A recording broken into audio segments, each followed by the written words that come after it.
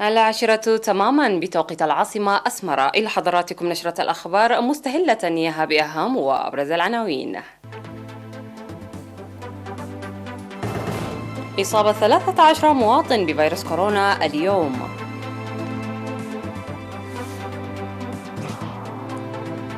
نمو جيد للمزارع في نقفة.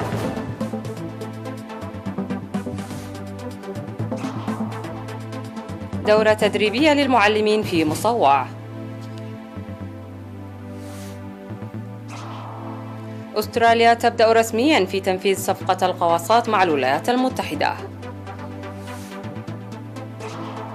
في قمة مع آسيان، شي يؤكد أن الصين لن تسعى أبدا إلى الهيمنة. قتلى وجرحى في صدم سيارة لحشد بولاية ويسكونسن الأمريكية. أعلنت وزارة الصحة أن الفحوصات المخبرية التي أجريت اليوم في مراكز العزل والفحص في أقاليم الأوسط والجنوبي وعنسبة قد أظهرت إصابة 13 مواطن بفيروس كورونا، وقد ظهرت 11 إصابة في الإقليم الأوسط، 1 في مركز العزل و10 في مراكز الفحص، 2 في ترافولو و2 في أخريا و1 في كل من 4 أسمرة وغدايف وسمبل وستانت أوتو بارادوبا وأندابوند، وإصابة 1 في دبر في الإقليم الجنوبي، وإصابة 1 في كارن حاضرة إقليم عنسبة. في غضون ذلك شوفي 3 مرضى كورونا من الإقليم الأوسط، وتوفيت مريضة كورونا تبلغ من العمر 64 عاما من الإقليم الأوسط. وبهذا بلغ عدد المصابين بفيروس كورونا في البلاد حتى الآن 7188، شفي منهم 6965 وتوفي 55 مريضا، فيما لا يزال 158 مرضى يتلقون العلاج في المستشفيات. وزارة الصحة 22 من نوفمبر 2021. أفاد مكتب وزارة الزراعة في مديرية نقفة نمو المزارع جيدا لقذارة الأمطار هذه السنة. وأوضح مسؤول المكتب السيد محمد صالح محمد علي بأن مزارع الذرة والقمح والفول وأنواع الذرة الأخرى قد بلغت مرحلة الحصاد، ودعا المزارعين للقيام بالمتابعة المستمرة حتى جمع المحصول. من ناحية ثانية، أفادت وزارة الزراعة بأن جراد الأشجار التي ظهر في منطقة عندلاي في مديرية حقات يوم 17 من نوفمبر ليس من النوع المترحل وتجري مراقبته. وأوضح مدير ضاحية أشرة أن الوضع خلق القلق مع المزارعين، ولا زال القلق بعد معرفة طبيعة الجراد، مشيدا بجهود المزارعين للسيطرة عليه.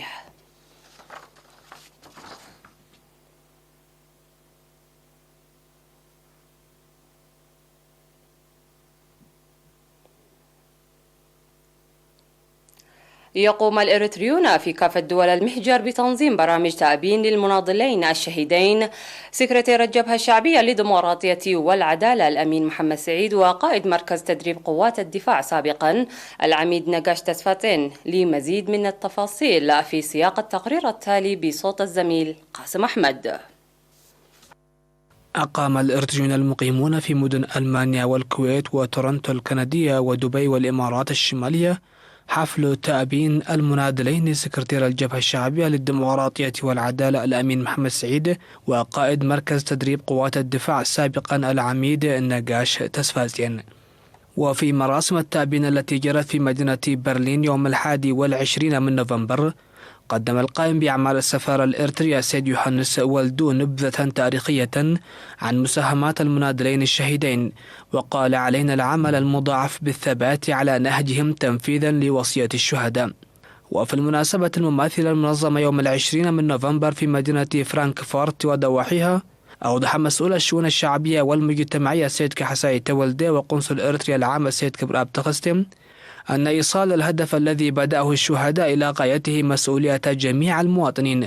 وقال القائم بأعمال السفارة الإريترية في الكويت السيد حمد يحيى حالي في حفل التأبين الذي نظم في الكويت: رغم أن الفقد جلل، علينا الاعتزاز بمساهماتهم وتجديد العهد لوطن مزدهر. ويقدم السفراء المعتمدين في الكويت رسائل التعزية في البرنامج المفتوح ل3 أيام. ونظم حفل تأبين مماثل في تورنتو الكندية يومي 20 و21 من نوفمبر. خاطبه مسؤول الشؤون القنصلية السيد أحمد إمام ورئيس اللجنة الوطنية للاحتفالات السيد تمسكن ترفيه، مؤكدين بأن تخليد الشهداء يكون بالعمل المتفاني وتنفيذ وصاياهم بالصمود والتصدي. وشكرت ابنة الشهيد سكرتير الجبهة الشعبية الديمقراطية والعدالة التي حضرت المناسبة للشرف الكبير الذي منحه الشعب الإريتري في الداخل والمهجر لمناضليه. نظم الإريتريون المقيمون في مدن كاغاري وويبينغ وجيدمنتون وفانكوفر وريغانيا في غرب كندا برنامج تأبين مماثل. وجدد الإريتريون المقيمون في دبي والإمارات الشمالية الأحد مؤكدين بنقل مساهمة وتاريخ الشهيدين إلى الأجيال. تلقى 147 معلما جديدا من 30 مدرسة في مديرية مصوع دورة تدريبية لمساعدتهم في عملهم. وتضمنت الدورة التدريبية التي أشرف عليها قدام المعلمين والمشرفين التربويين حول أسلوب الخطط التعليمية والتدريس وإدارة الفصل والتقييم. وقال مدير المدارس في مديرية مصوع الأستاذ إسماعيل صالح إن التدريب سيكون له أثر جيد على العملية التعليمية وحل القصور سريعا ونقل المعرفة جيدا في الطلاب. وأشاد المشاركون بالتدريب المقدم منادين لمواصلته حسب المستويات.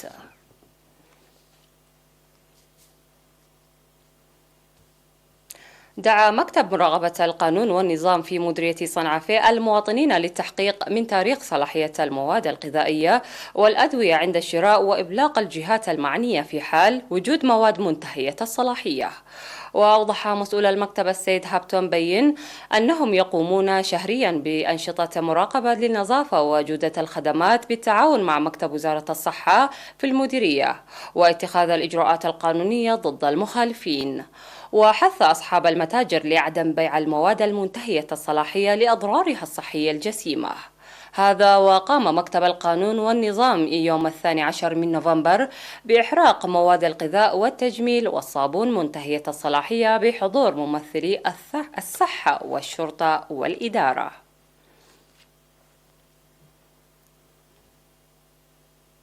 نشرتنا تتواصل بعد الفاصل.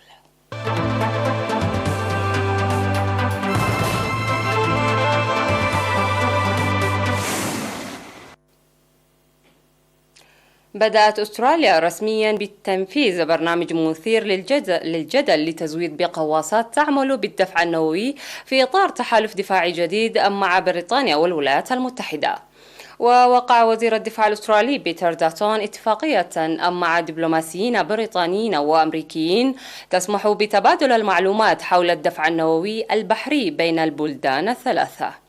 وهذه أول اتفاقية توقع وتنشر منذ إعلان الدول الثلاثة في سبتمبر عن تحالفها الدفاعي الجديد المسمى أوكوس للتعامل مع التوترات الاستراتيجية المتزايدة بين الولايات المتحدة والصين في المحيط الهادي. وترافق هذه التحالف مع إلقاء أستراليا عقدا ضخما لشراء 12 قواصة فرنسية ذات دفع تقليدي بقيمة 55 مليار يورو، ما سبب نزاعا متواصلا بين باريس وكانبيرا. وأثار التحالف غضب الصين التي وصفته بأنه تهديد لاستقرار المنطقة غير مسؤول للغاية. وقال داتون بعد توقيع الاتفاقية في كامبيرا مع القائم بالأعمال الأمريكي مايكل جولدمان والمفوضة البريطانية العليا في أستراليا فيكتوريا تريدل إن الاتفاقية ستساعد أستراليا على استكمال دراسة مدتها 18 شهر بشأن الاستحواذ على غواصات. نقلت وسائل إعلام محلية رسمية صينية عن الرئيس الصيني شي جين بينغ قوله لقادة رابطة دول جنوب شرق آسيا آسيان التي تضم 10 دول إن بكين لن تضيق على جيرانها الأصغر في المنطقة. ونقلت وسائل إعلام رسمية عنها القول إن قمة الصين آسيان التي تجري عن بعد احتفالا بمرور 30 عاما على انطلاقها ستدعم السلام والاستقرار والتنمية بالمنطقة. وقال شي إن الصين لن تسعى أبدا إلى الهيمنة ولن تستغل حجمها للاستفتاء على الدول الأصغر حجما وستستعمل مع آسيان القضاء على التطفل. وقال مصدران مطلعان على الاجتماع إن القمة بدأت دون حضور ممثل ميانمار، ولم يتضح على الفور السبب عدم الحضور. وكانت قمة إقليمية قد استبعدت في أكتوبر قائد المجلس العسكري في ميانمار مين غونغ منذ استيلائه على السلطة من حكومة ميانمار المدنية في الأول من فبراير.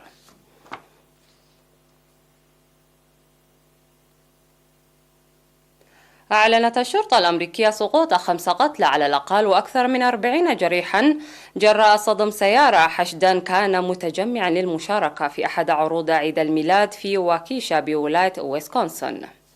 ولا تزال السلطات تحاول جمع معلومات عن الحادث، إذ تجمع متفرجون في واكيشا لمشاهدة عرض تقليدي لعيد الميلاد يقام سنويا في ويسكونسن.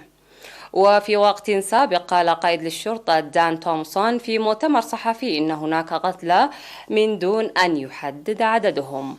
وأشار مسؤولون محليون من جهتهم أيضا إلى أن 11 بالغا و12 طفلا نقلوا إلى المستشفيات.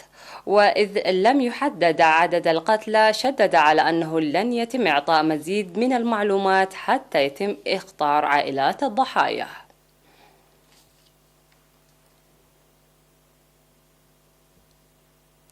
على الرغم من المخاوف من موجة جديدة لجائحة فيروس كورونا، اندلعت احتجاجات في مدن أوروبية مختلفة ضد قيود جديدة أقرتها عدة دول للحد من انتشار الوباء.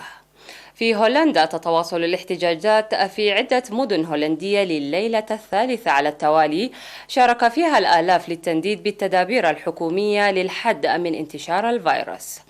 وقضاة تعبئة حاشدة في فيينا شارك فيها نحو 40,000 شخص. تظاهر الآلاف من المحتجين ضد الإجراءات الحكومية لاحتواء تفشي الوباء بدعوة من حزب جديد معارض للقيود.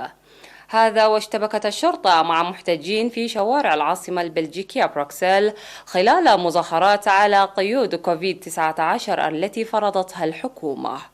وأطلقت الشرطة الغاز المسيل للدموع ومدافع المياه. وقالت الشرطة إن زهاء 35,000 شخص شاركوا في المظاهرات التي بدأت السلمية قبل أن تتحول إلى العنف.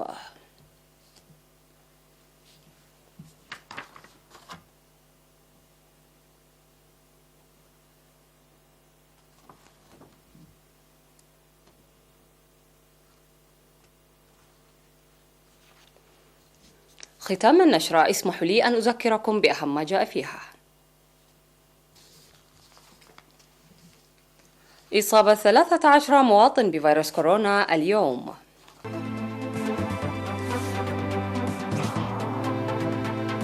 نمو جيد للمزارع في نخفة.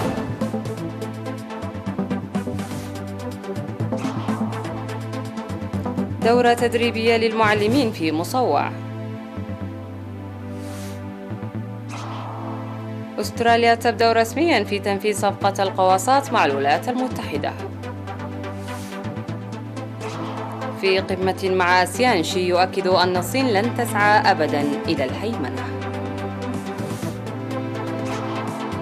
قتلى وجرحى في صدم سيارة لحشد بولاية ويسكونسن الأمريكية. إلى اللقاء.